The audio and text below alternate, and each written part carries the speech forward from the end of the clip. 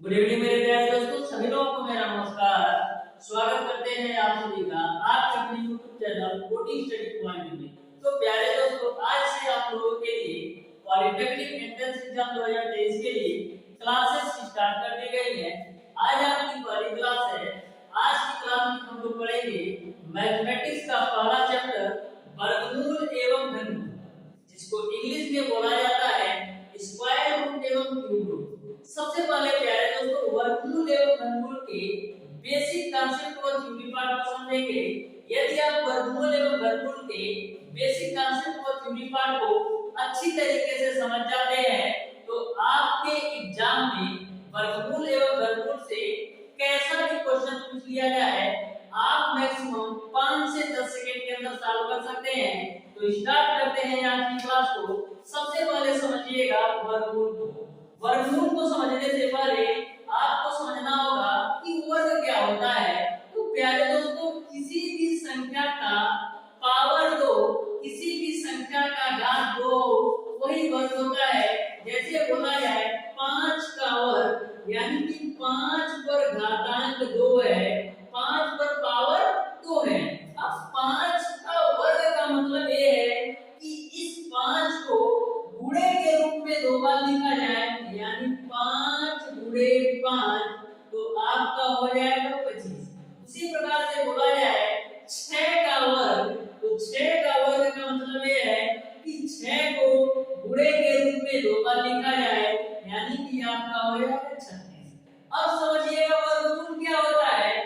तो अगर पूछा जाए कि 25 का वर्गमूल बताइए, तो वर्गमूल का मतलब ये होता है कि करड़ी के बाहर आपका 2 होता है, यहाँ पर अंदर आपका 25, यानी कि आपको 25 का वर्गमूल निकालना है। लेकिन एक बात ध्यान में रखिएगा, कभी भी वर्गमूल आपसे पूछा जाता है तो करड़ी के बाहर यहाँ पर आपको 2 लिखा नहीं होगा, आपको समझ जाना है। यानी कि कभी भी वर्गमूल पूछेगा तो यहाँ पर आपको कोई भी अंक नहीं लिखा जाएगा, 2-3 कुछ भी नहीं लिखा जाएगा। यदि कोई भी अंक नहीं लिखा है इसका मतलब आपको वर्गमूल निकालना है। अब 25 को हम क्या लिख सकते हैं? 25 को हम लिख सकते हैं 5 गुणे 5। वर्गमूल में क्या होता है? 2 जोड़ा बनता है, यानी संख्या का आपको जोड़ा बना देना है। तो मैंने जो संख्या 5 थी इसको जोड़े के रूप में लिख दिया 5 गुणे 5। अब जो आपने जिस संख्या का जोड़ा बनाया है, इस जोड़े संख्या में से आपका एक संख्या बाहर होगा, यानी 25 का जो वर्गमूल हो जाएगा वो 5 हो जाएगा। अब बात करते हैं 36 का वर्गमूल पूछा जाए तो 36 को आपको क्या जोड़ा के रूप में लिखना है। तो 36 को हम क्या लिख सकते हैं? 6 गुणे 6। अब आपको 6 का जोड़ा बन गया, अभी जोड़ा में से एक अंक बाहर आएगा, यानी कि 36 का वर्गमूल आपका हो जाएगा 6।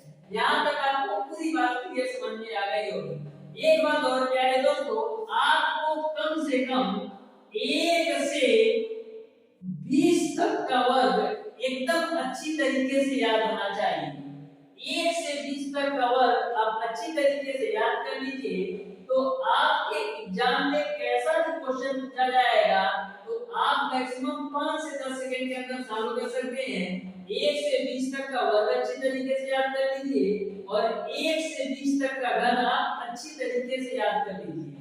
और प्यारे दोस्तों, मैं आपको ये भी बता देता हूँ, यदि 2 अंक का स्क्वायर आपसे पूछा जाए तो उसको आपको कैसे निकालना है। जैसे पूछ लिया जाए कि 55 का वर्ग क्या होगा, 55 का वर्ग क्या होगा, 45 का वर्ग क्या होगा, 65 का वर्ग क्या होगा। तो यदि आप 55 गुणे 55 करेंगे, जैसे 55 का वर्ग है तो इसको क्या लिखना पड़ेगा? 55 गुणे 55, तो काफी समय लग जाएगा इसको सॉल्व करने में। तो इसका मैं आपको ट्रिक बताता हूँ, ट्रिक को ध्यान से समझ लीजिए। तो ऐसे प्रश्नों को आप मैक्सिमम 5 से 10 सेकंड के अंदर सॉल्व कर सकते हैं। जैसे आपसे पूछ लिया जाए 55 का वर्ग बताइए, तो ध्यान से समझिएगा, इसमें 2 संख्या है, पहली की संख्या 5 है और दूसरी की संख्या आपका 5 ही है। तो 5 का वर्ग करेंगे तो क्या होगा? 25, 25 लिख दिया। फिर दूसरी की संख्या 5 है तो फिर 5 का वर्ग करेंगे तो क्या होगा? 25। यहाँ तक आपको समझ में आ गया होगा। अब तीनों संख्याओं का गुणा करा देना है। तीन संख्या क्या? 2, 5 जोड़े बनाइए तो 2 गुणे 5 गुणे 5 तो कितना होगा 5 25 25 और 2 ना 50। अब 50 कैसे लिखना है 50 को आपको इन चारों संख्याओं के एकदम बीचों बीच लिखना है एकदम सेंटर पे लिखना है तो 50 मैंने लिख दिया। अब ऐड कर दीजिए तो यहाँ से हो जाएगा 5 2 और 0 2 5 और 5 10 को 0 और 2 और 1 3 यानी कि 55 का जो वर्ग निकल के आया 3025। तो इस तरीके से आपको समझ में आ गया होगा। अब देख लीजिए मान लीजिए आपसे पूछ लिया जाए कि बताइए 45 का वर्ग क्या होगा तो सबसे पहले इसमें दो संख्या है पहला आपका 4 है दूसरा आपका 5 है तो पहली संख्या 4 है तो 4 का वर्ग करिए 4 का वर्ग कितना होगा 16 16 लिख दिया। दूसरी संख्या 5 है 5 का वर्ग करेंगे तो कितना होगा 25 हो जाएगा। अब क्या करना है तीनों संख्याओं का आपस में गुणा करा देना है यानी 2 गुणे 5 गुणे 4 तो 2 गुणे 5 गुणे 4 करेंगे कितना होगा 4 5 20 2 ना 40। अब 40 कैसे लिखना है 40 को इन चारों संख्याओं के बीचों बीच लिख देना है यानी कि 40 आपका यहाँ पर हो जाएगा। अब जोड़ दीजिए 5 2 और 0 जोड़ेंगे 2 6 और 4 जोड़ेंगे 10 को 0 80 बचा 1 1 और 1 2 यानी कि जो 45 का वर्ग आपका हो जाएगा 2025। इस तरीके से आपको समझ में आ गया होगा कि कभी भी दो अंक का वर्ग पूछे तो आप कैसे सॉल्व कर सकते हैं। इस तरीके से आप 1 से लेकर के 100 तक का वर्ग आप आसानी से स्टिक के माध्यम से निकाल सकते हैं। जो 65 का वर्ग है इसका आपको सॉल्यूशन करके इसका आंसर कमेंट बॉक्स में कमेंट करके जरूर बताइएगा। अब प्यारे दोस्तों देखते हैं घनमूल को जिसको इंग्लिश में बोला जाता है क्यूब रूट। तो घनमूल को समझने से पहले आपको पता होना चाहिए कि घन क्या होता है। तो घन क्या होता है किसी भी संख्या का पावर 3 हो किसी भी संख्या का घातांक 3 हो वही आपका घन होता है।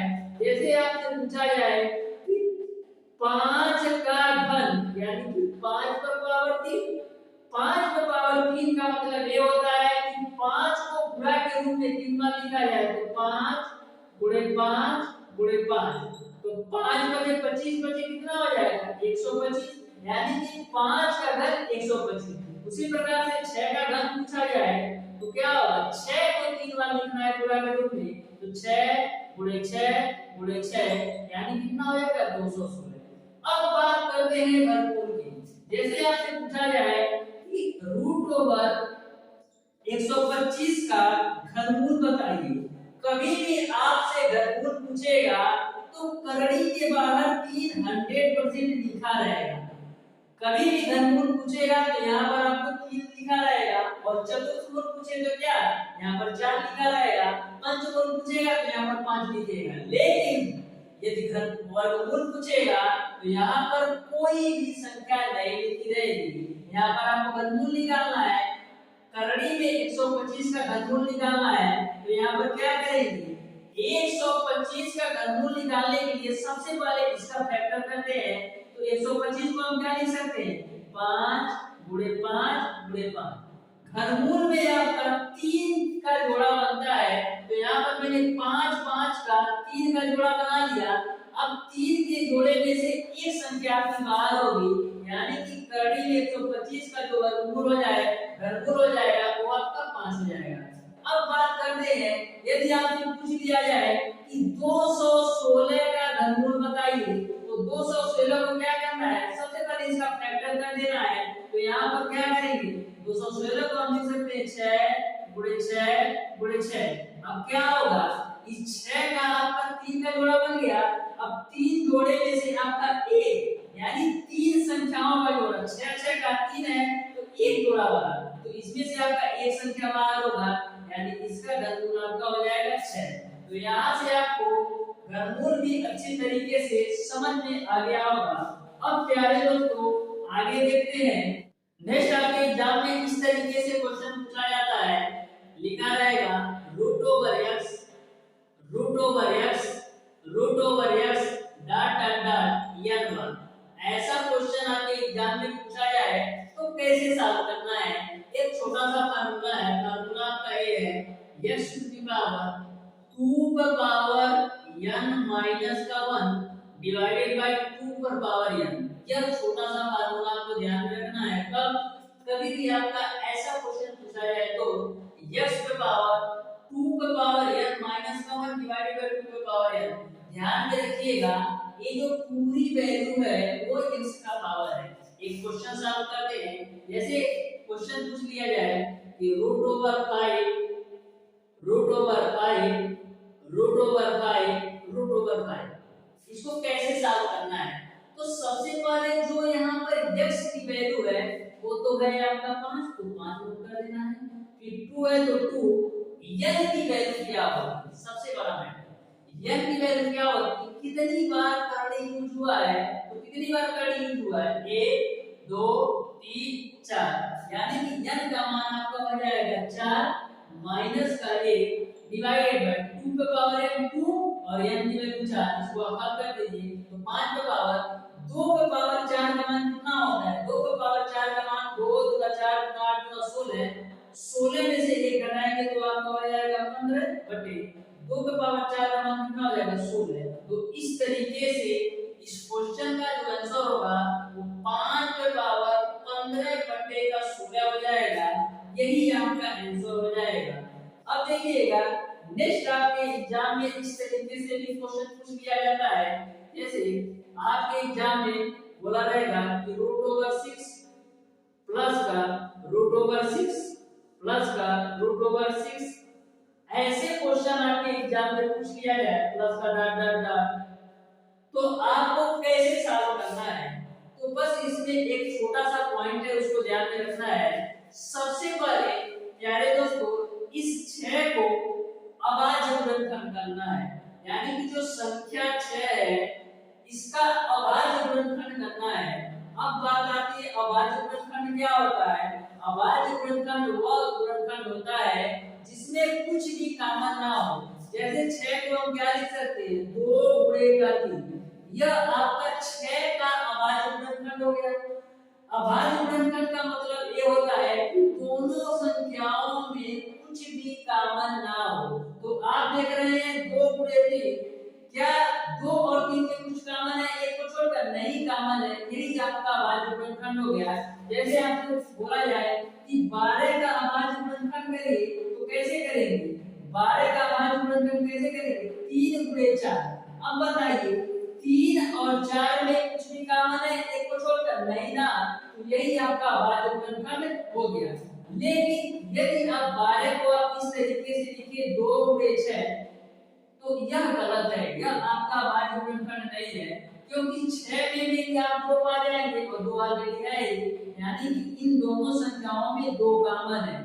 जबकि अभाज्य गुणनखंड का यह रूल है कि दोनों संख्याओं में एक को छोड़कर कुछ भी कॉमन ना हो। तो इस तरीके से सबसे पहले आपको संख्या जो दी गई होगी उसको आपका अभाज्य गुणनखंड करना है। तो मैंने अभाज्य गुणनखंड कर लिया 6 का 2 गुणे 3।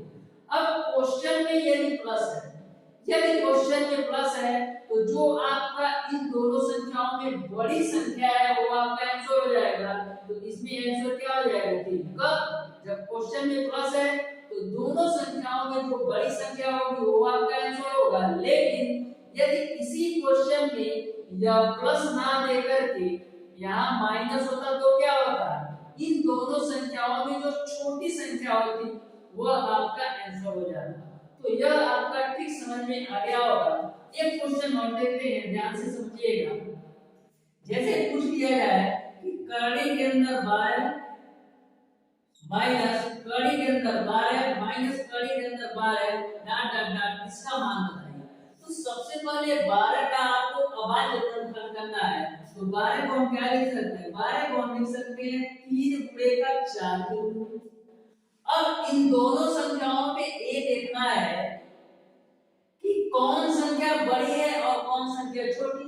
लेकिन क्वेश्चन में आपने दिया है माइनस, यानी कि माइनस देने का मतलब ये है कि इन दोनों संख्याओं में जो छोटी संख्या होगी वही आंसर होगा, यानी कि इस क्वेश्चन का जो आंसर हो जाएगा वो 3। क्यों, क्योंकि क्वेश्चन में यहीं पर यदि माइनस ना देख करके सारे जगह प्लस दिया रहता तो क्या होता? तो सारे जगह प्लस दिया रहता तो इन दोनों संख्याओं में जो बड़ी संख्या होती वो आंसर हो जाता, यानी कि इस क्वेश्चन का तब आंसर होता 4। कब? जब क्वेश्चन में प्लस रहता तो 4 आंसर होता, और जब क्वेश्चन में माइनस होता तो 3 आंसर होता। तो बस एक ही कॉन्सेप्ट ध्यान में रखना है, सबसे पहले जो संख्या आपको दी रही होगी उसको आपको अभाज्य गुणनखंड के रूप में तोड़ देना है। दूसरा पॉइंट ये ध्यान में रखना है, यदि क्वेश्चन में प्लस है तो बड़ी संख्या लेना है, और यदि क्वेश्चन में माइनस है तो छोटी संख्या आपका आंसर हो जाएगा। इस तरीके से वर्गमूल एवं घनमूल के बेसिक कॉन्सेप्ट को मैंने कवर कर लिया है। यदि आप अच्छी तरीके से यह पूरा वीडियो देख लेते हैं तो आपके एग्जाम में कोई भी क्वेश्चन वर्गमूल एवं घनमूल से छूटेगा नहीं, और किसी भी क्वेश्चन को मैक्सिमम 15 से 20 सेकंड के अंदर सॉल्व कर सकते हैं। तो प्यारे दोस्तों, आज की क्लास को यहीं तक रखते हैं। कल की क्लास में हम लोग सॉल्व करेंगे हरिजन कम्युनिकेशन की बुक का सॉल्यूशन। जब वो आपका पूरा क्लियर हो जाएगा तो उसके बाद से मैं आपको प्रीवियस ईयर क्वेश्चन सॉल्यूशन करवाऊंगा, उसके बाद से मोस्ट इंपॉर्टेंट क्वेश्चन का सॉल्यूशन करवाऊंगा। तो आज की क्लास को यहीं तक रखते हैं। वीडियो अच्छा लगा तो वीडियो को लाइक और चैनल को सब्सक्राइब जरूर कीजिएगा।